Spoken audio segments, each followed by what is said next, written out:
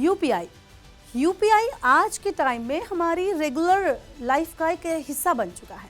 अब हम अपना बटुआ लेकर नहीं चलते बल्कि फ़ोन से ही सारे पेमेंट करते हैं। आज सब्जी खरीदना हो, टीवी खरीदना हो, यूपीआई के जरिए सब कुछ बहुत ही आसान बन गया है। यही वजह है कि 2024 में यूनिफाइड पेमेंट इंटरफेस का यूजर बेस बढ़कर 42.4 करोड़ हो गया है। रिजर्व बैंक ने आज इसी यूपीआई सिस्टम में बड़े बदलाव की घोषणा कर दी है।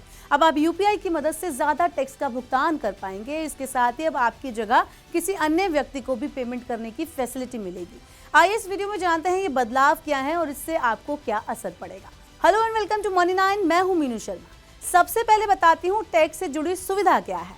रिजर्व बैंक के अनुसार यूपीआई अपनी सहज सुविधाओं के भुगतान का सबसे पसंदीदा तरीका बन गया है। ऐसे में अब यूपीआई से टैक्स भुगतान की सीमा को बढ़ा दिया गया है।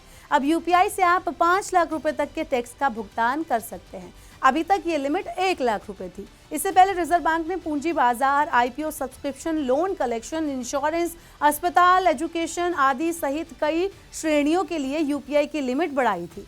यूपीआई से जुड़ा दूसरा बदलाव डेलीगेटेड पेमेंट से जुड़ा है। अब इसे भी आप समझ लीजिए। डेलीगेटेड पेमेंट्स के तहत अब दूसरा व्यक्ति किसी अन्य व्यक्ति के यूपीआई अकाउंट से भुगतान कर पाएगा। इस नई व्यवस्था के मुताबिक अकाउंट होल्डर यानी प्राइमरी यूजर सेकेंडरी यूजर को यूपीआई लेनदेन की अनुमति देता है। इस अनुमति में पेमेंट राशि की सीमा का निर्धारण किया जा सकता है।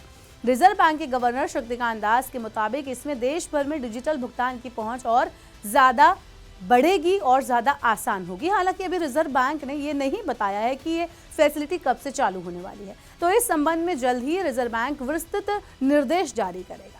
अब यहाँ यूपीआई से जुड़ी नई क्रेडिट सुविधा की भी बात कर लेते हैं। एनपीसीआई के मुताबिक यूपीआई के क्रेडिट फीचर तेजी से पॉपुलर हो रहे हैं। एक महीने में क्रेडिट फीचर के जरिए लगभग 10,000 करोड़ रुपए से ज्यादा का ट्रांजैक्शन हुआ है।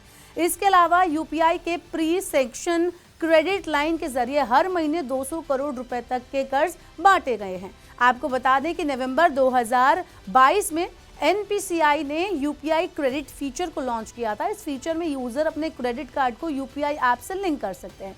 ये फैसिलिटी अभी तक रुपे क्रेडिट कार्ड पर ही अवेलेबल है। आपको क्या लगता है, यूपीआई को लोग कितना ज्यादा पसंद करते हैं और उनका यूपीआई को पसंद करना कितना सही है? हमें कमेंट बॉक्स में बताएं और ऐसे ही और वीडियोस के लिए देखते रहिए मनी 9।